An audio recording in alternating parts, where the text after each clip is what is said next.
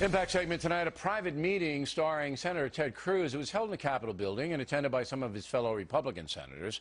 Reports say Cruz was under some kind of fire and the meeting was heated.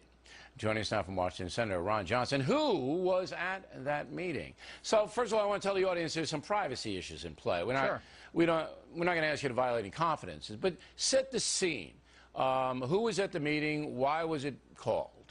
Well, first of all, Bill, this is our standard Wednesday steering committee lunch, and I'd say most Republican senators were in attendance. I mean, generally we have 35 to 45 senators at those lunches, and you know, one of the things I do want to correct the record, because I've seen this repeatedly in some of these lunches, it is a violation to be talking about specifics, but also we don't yell at each other.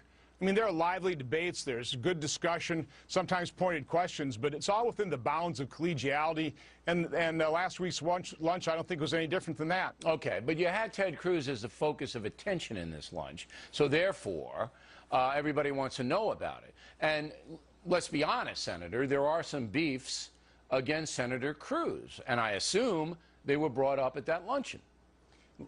How I describe it is a full discussion of the whole defund strategy, where we stand today, you know, as this thing has been rolled out.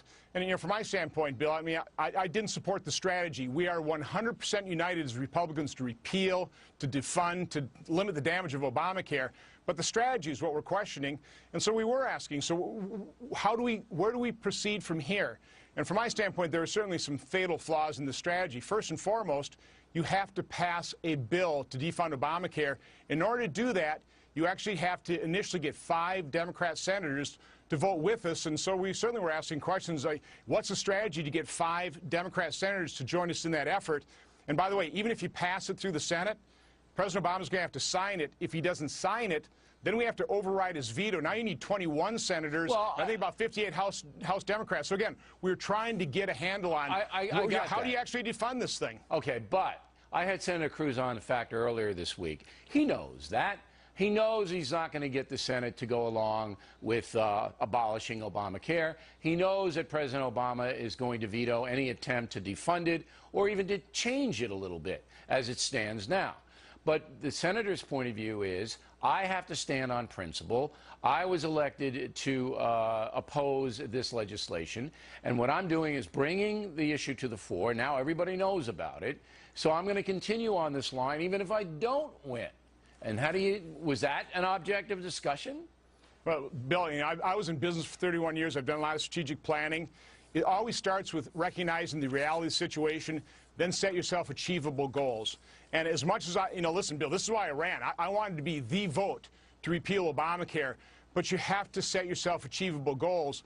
And that's just the problem with this effort is, you know, I appreciate the passion. I appreciate any effort that highlights how harmful Obamacare is going to be. But this strategy has really, unfortunately, divided us. It's been destructive from that standpoint. And so it's not helpful to achieving that final goal of being able to paint a picture for the American public of how harmful Obamacare is going to be to our health care system. But let me challenge you there. Let me challenge you there for a moment. Sure. If Cruz didn't do what he did, which was the filibuster and all of that, I submit to you, Senator, that millions of Americans wouldn't know what we were talking about right now. So that he brought the passion against the new law to the fore.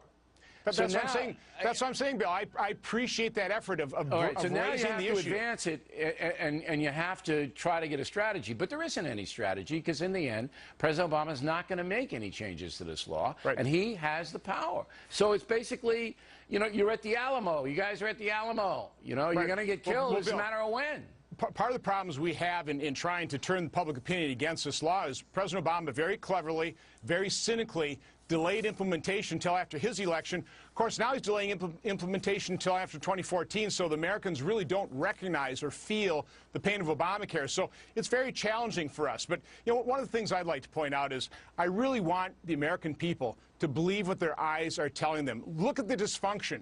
Over the last 5 years, the debt the polls say you're right. They don't want it. They don't want it, but they also don't want the government to be shut down. Right. See? And now that's where we are. And I don't want the government shut down either. The federal government does enough harm to our economy, but really, Americans, watch what's happening over the next couple of days, weeks, months, and ask yourself a question. Do you want this federal government, this incredibly dysfunctional entity, taking over more control of your lives, growing, increasing its influence over our healthcare system. I think it's a really bad idea, and I think that's really the fundamental issue facing America today. Do you want to continue to grow government, or do you really want the private sector to provide the opportunity and prosperity that we really all seek? All right, Senator, we appreciate you.